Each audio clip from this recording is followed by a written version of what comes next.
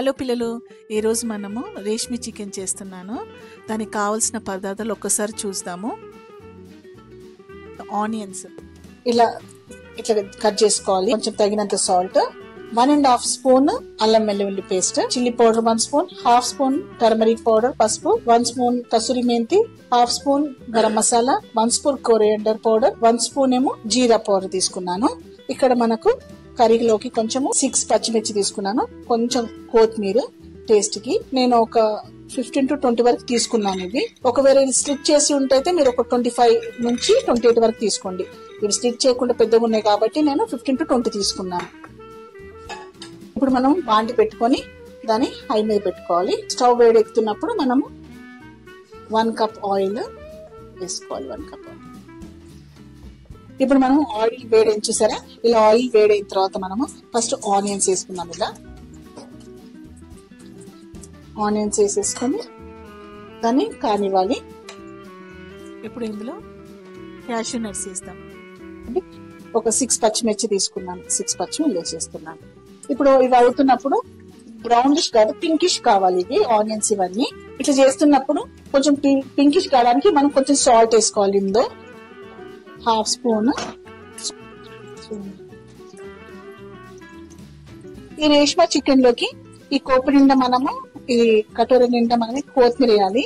ఇదే చాలా టేస్ట్ ఉంటుంది. లాస్ట్ మీద వేసి మనం గ్రైండ్ చేయాలి ఇది. ఇప్పుడు చూడండి ఎంత పింకిష్ అయిందో. ఆనియన్స్ అంటే ఇట్లా పింకిష్ కాగానే మనం ఆయిల్ నుంచి ఇది సపరేట్ చేయాలి.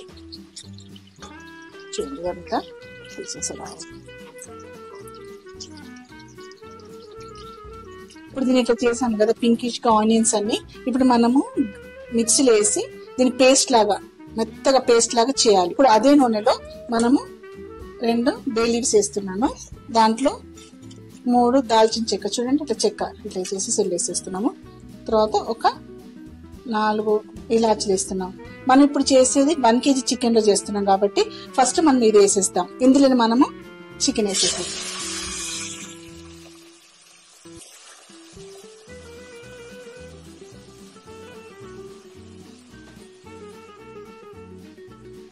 ఇప్పుడు చికెన్ మనం స్టవ్ కొంచెం హై మీద పెట్టుకొని మనం చికెన్ మంచిగా ఇట్లా కొంచెం కలపాలి.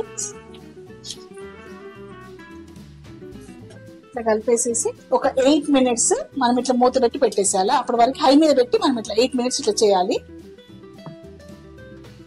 ఇప్పుడు మనము అది 8 minutes చికెన్ అయ్యే వరకు మనం ఏం చేస్తామంటే ఇది మిక్సీలో వేసి మనం గ్రైండ్ చేస్తాం.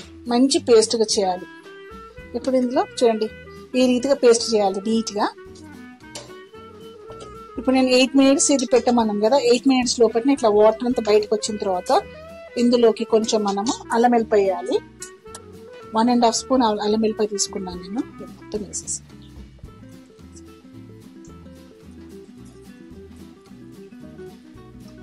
ఇప్పుడు మనం మసాలాలు వేసుకుందాం. ఇందులో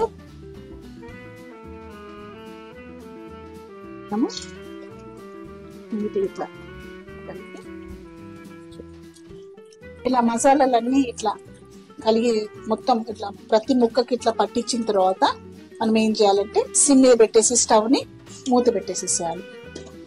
ఇది ఒక 10 minutes దాకా మనము దీన్ని కుక్ చేయాలి. అయిన తర్వాత 70% ఇందులో మనము ఏదైతే పేస్ట్ చేసుకున్నామో అది ఒకసారి వేసేస్తాం. పేస్ట్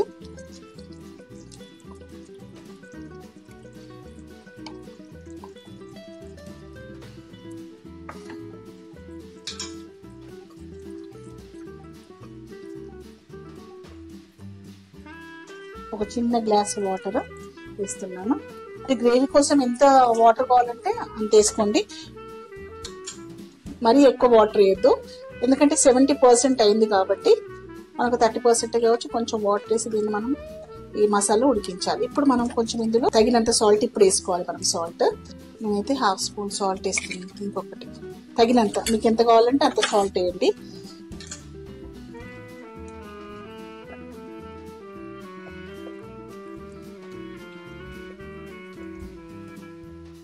మూత పెట్టి సిమ్ మీద ఒక 5 minutes పెడదాము. ఓకే,